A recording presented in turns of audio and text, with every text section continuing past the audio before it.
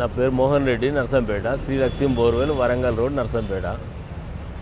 మేము 25 సంవత్సరాలు అవుతుంది బోర్లు లేబట్టి.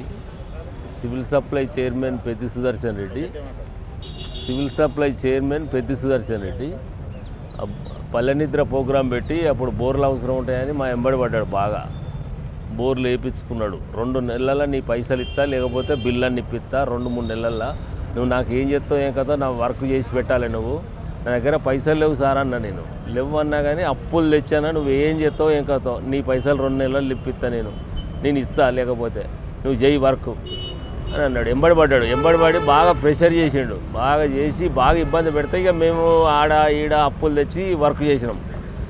వర్క్ అయిపోయింది, అంత అయిపోయింది. ఇక బిల్లు కానీ పైసలు కానీ పోతే కథం, పైసలు లేవు, ఇప్పుడు రావు, ఆగా కొంచెం టైం పడుతుంది అని ఊరికే అట్లనే జరుపుకుంటా 10 సంవత్సరాలలో పడ్డది.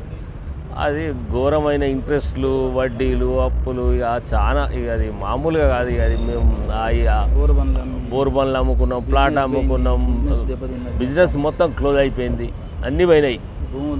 అంత భూములు మంది దున్నుకుంటారు అప్పులు, మా మీద కేసులు అయినాయి, అన్నీ జీరో అయిపోయినాం మొత్తం. ఇక మా వ్యవస్థే మొత్తం జీరో అయిపోయింది. 2 బండ్లు ఉండే, 2 బండ్లు అమ్ముకున్నాం.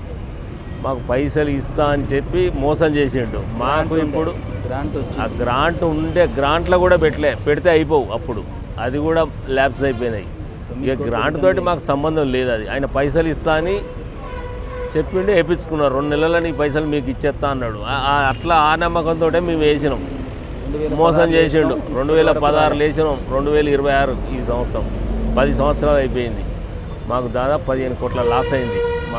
మాకు న్యాయం కావాలి, లేకపోతే టీఆర్ఎస్ ఫండ్ నుంచి అన్నా మాకు పైసలు ఇవ్వాలి, న్యాయం అంటే. ఎందుకంటే టీఆర్ఎస్ ఫండ్స్ ఉన్నాయి, నష్టపోయినోనికి ఇచ్చే బాధ్యత కూడా ఉండాలి. తీసుకునే కాదు, ఫండ్స్ జమ చేసుకునే కాదు, అందరినీ చూసుకొని ఆలోచించాలి. నష్టపోయినోనికి ఇవ్వాలి పైసలు. అది నాయకత్వం అంటారు.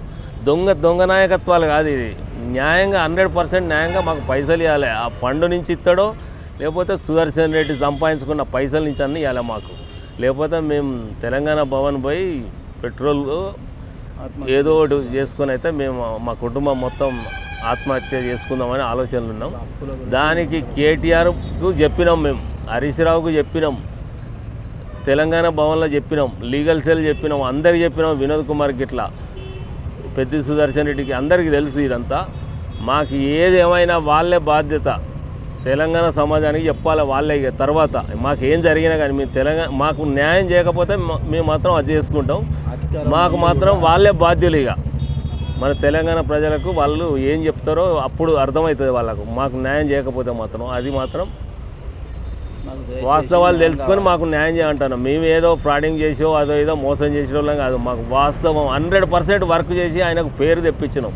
మేము చేస్తేనే ఆయన ఎమ్మెల్యే గెలిచిండు, లేకపోతే ఎమ్మెల్యే కాదు కదా, ఆయన అటెండర్ కూడా కాకపోవు. అట్లాంటి పరిస్థితి ఆయనది. అట్లాంటి వాడు ఎమ్మెల్యే అయినాక మమ్మల్ని దొక్కిండు, మొత్తం అడుగు దొక్కిండు. మేము రోడ్డు మీద పడ్డాం, అప్పుల కాడ అందరితోటి అవమాన పడతాను. అది మామూలు అవమానాలు కాదు. ఎంతో మందితోటి, దగ్గర వాళ్ళు అందరితోటి శత్రువులం అయిపోయినాం. అప్పులు ఇచ్చిన వాళ్ళతోటి శత్రువులం అయినాం. మేము పైసలు అడిగితే ఈయన సీరియస్ అవుతాడు. మేము ఏంది నీకేసి మేము బలి అయిపోయింది. మాకు న్యాయంగా అడుగుతాం, మేము వట్టిగేం అడుగుతలేం. ఆయన అన్నీ తెలుసు, ఆయనకు ఎందుకో ఇట్లా చేసిండు. దానికి మాకు న్యాయం కావాలి, మాకు 100% న్యాయం కావాలి.